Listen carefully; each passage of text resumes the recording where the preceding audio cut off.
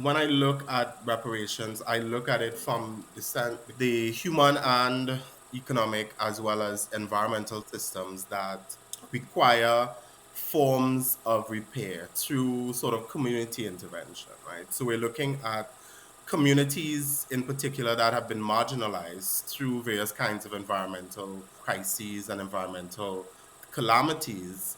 And those communities that are particularly racialized as Black, Indigenous, or groups of people of color are those that are at the forefront of these kinds of crises. And I make the point that it's not by accident that this is so. Rather, it's a historical pattern and it's a historical phenomenon in which these particular human societies are affected, right? And as part of that, we're talking about economic well-being, we're talking about economic systems, but we're also talking about how these communities connect to their environments and how through processes of colonialism and enslavement, that particular connection between land, community, and the environment have drastically and been changed and transformed.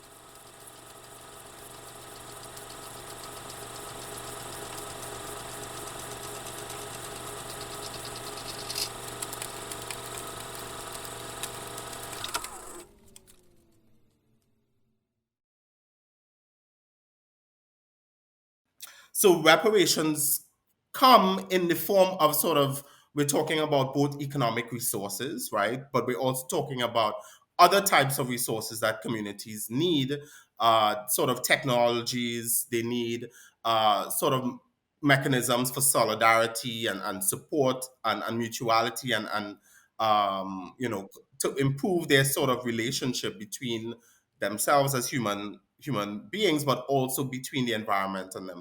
Reparations in that sense attend to the kinds of needs that communities require in the face of disaster and social stress and socio-ecological disruption, but also other types of resources that they can draw upon within their communities that can support changing the system that they're part of, both economic and environmental, but also ensuring that they survive in the face of these kinds of socio-ecological and global market pressures. Does this framework is in any way related to a concept of reparatory justice, or where is the framework that you have developed with your work on reparations? It definitely is part of Black scholarship and activism that have tended towards to try to advance what we can call freedom spaces. What I think Ruth Gilmore Wilson talks about freedom spaces, but also other Black radical scholars talk about how do we try to advance freedom, especially among communities that have been racialized as Black and Indigenous. Right, so it falls within that the idea of reparatory justice, which communities, especially in the Caribbean, but also elsewhere, have been calling on former colonial powers to make some form of reparation. And this, as I mentioned, reparation goes beyond sort of monetary payments or financial contributions. It extends to other forms of social, cultural life, and changing the kinds of institutions and social systems that have reproduced forms of inequality in these communities that make them predisposed to environmental disasters, right? So it is part of a reparatory justice framework in the United States, for instance, like the Black Lives Matter movement, which have been calling for forms of climate and ecological reparations. Going back from, we're talking about 1960s civil rights movement. We're talking about in the 1970s, we had Black Power in the Caribbean and elsewhere. And since then, and even before that, we're talking about since the early 20th century, Marcus Garvey's movement have been calling for forms of reparations with the sort of the urgency of the environmental crisis that we're part of.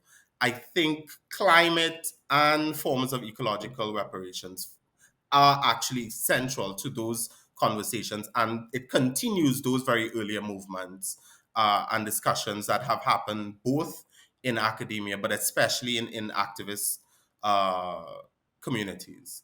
We feel like you are actually putting climate justice at the heart of a struggle for social justice. Like if in the current context we couldn't have social justice without climate justice. Is that something that you would say? This is the point I try to make, is that I do not separate the social, right, and the political from the environmental, right? I don't think those things are separate at all. They cannot be. I mean, historically, they have not been, because communities have always, even those that have gone through processes of colonialism, they have always drawn upon knowledge of the environment and knowledge of various kinds of remedial practices. We're talking about healing, healing systems and medicinal types of practices, drawing from environmental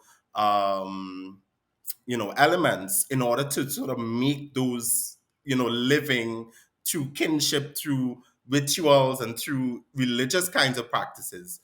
And those things are threatened largely because of the environmental crisis that we're talking about. There is some sort of separation between human and environment, and human and economy and the environment, and all these kinds of things are talked about in separate ways. And it's often talked about, how can we push the economy, or how can we advance economic forms of wealth as well as address the climate issue. And for me, it does not seem feasible to try to separate out economic aspects of the climate issue and then say it's not the system that is actually causing the climate issue, but rather it's some kinds of external force that is operating, as opposed to what's actually internal to the system, which is accumulation and the profit motive, and forms of distribution and exchange that uh, increase the kinds of threats that we're seeing in terms of biodiversity loss. We're talking about resource extraction. We're talking about various kinds of encroachments on marine and other kinds of non-human life. What type of reparations would we propose, or do we propose, as part of a broader movement for reparations? In 2013, the Caribbean Community Reparations Commission was formed, right? So this is a group of 14 or so island territories and territories that are bordered by the Caribbean Sea, uh, came together and decided to make this claim for reparations to Europe. So they've outlined what they call a 10-point plan, which includes a number of sort of financial, economic, as well as social and cultural interventions that they see as necessary as reparations, and started a conversation around, what does renewing Mother Earth look like? And they talked about a bunch of other things as well. They talked about, how do we achieve environmental resuscitation, basically through changes in immigration policy. So we're talking about communities that are facing displacement, or who might become refugees as a result of environmental disasters. They need new places to live, to survive, to thrive, and so on. We're talking about technology transfer mechanisms as well.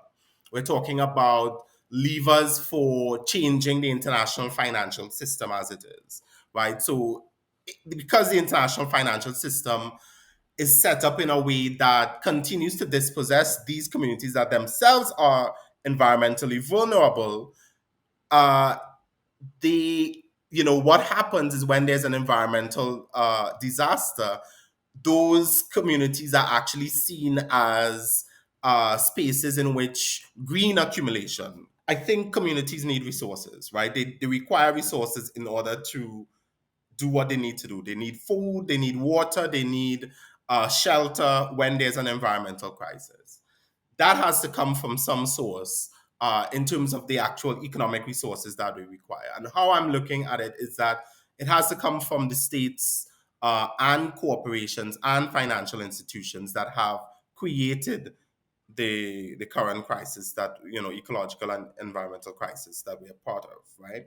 And a mechanism has to be created to transfer those resources to those communities. Mimi Shala writes in her book, her recent book on the Caribbean and the Anthropocene.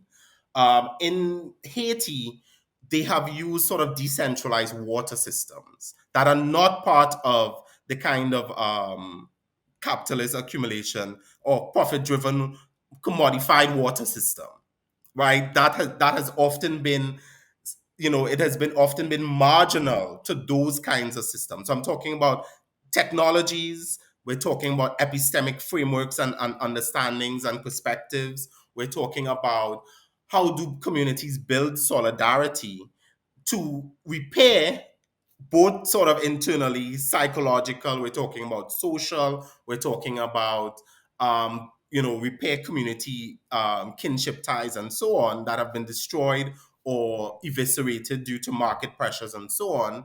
What I'm calling reparative ecologies, right? Reparative ecologies are those systems that communities have always relied on to ensure their community reproduction or community survives in the face of kinds of global market pressures. And that those things you cannot put a monetary value on. Those things you cannot quantify. For instance, in loss and damage of environmental incidents, uh, are often sort of very warped. There's an idea that you can quantify the kinds of damage that communities face to cultural heritage, to biodiversity, and so on, which to me is absolutely absurd. But it is helpful when we're having a conversation of how much reparations is required, and we can use those very frameworks that are set up by neoliberal institutions to actually call for the same things that they have quantified. It's a way of subverting and utilizing the system that we have, but also to get the kind of reparatory remediation that is necessary. It has become a sort of neoliberal technology, what we can call a neoliberal governmentality, even, right? So use a sort of Foucaultian term where it has basically eviscerated all the kinds of demands and claims that are justice oriented, right, and made it into technical or economic term or idea that says that there's a way, and methodologically, there's a way that we can value those losses. And those losses are valued through kinds of insurance systems and insurance valuation techniques uh, that corporations decide, which often do not meet they do not meet an iota of the total loss and damage that is even valuated. It's a sort of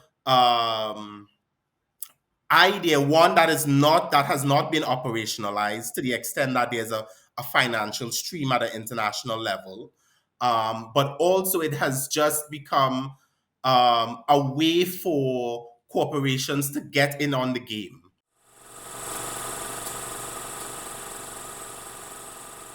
New climate movement, I'm calling it that. um, there wasn't that conversation around colonialism, around um, histories of enslavement and legacies of dispossession. Now that conversation is happening to a larger extent, and I think that would push the movement for climate reparations a bit further. And hopefully we can start much more dialogue, but beyond dialogue, towards action and building the kinds of organizations and transnational movements that are necessary to push the struggle. For instance, the global north countries, which are former colonizing powers, are responsible for the climate crisis, and their former colonies or former places where they've sort of extracted and created these kinds of problems do not geographically reside in the same place. So that's why a transnational conversation is extremely important.